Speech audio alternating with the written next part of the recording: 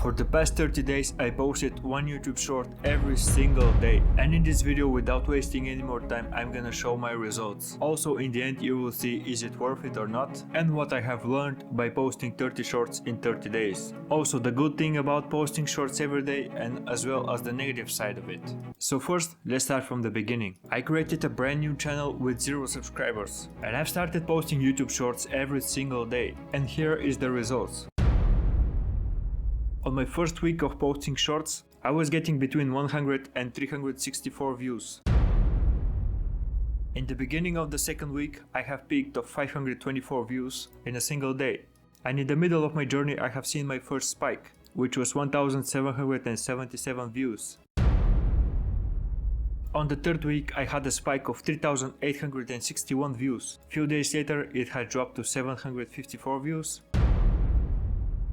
And on my last week I started with a spike of 3607 views, and then it dropped again to around 556 views, and on my last week I had a spike with 2997 views. So now let's see what I got from these 30 days posting 30 shorts.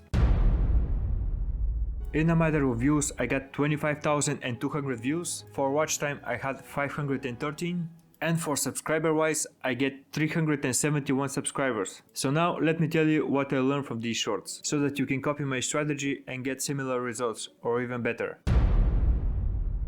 Since you cannot make a thumbnail about shorts, the title of them is extremely important, so you need to pay attention to what the title is. You need to make a title that is intriguing and engaging. Another tip that I can give you is that you need to create videos that are no longer than 20 seconds, and that is because it is easy achievable to have a bigger average view duration. In my 30 days channel I made shorts from between 10 seconds up to 40 seconds, and the most performing ones are the ones under 20 seconds as well as more than 15 seconds, because that way I can keep the viewer engaged and I can average more than 100% of view duration.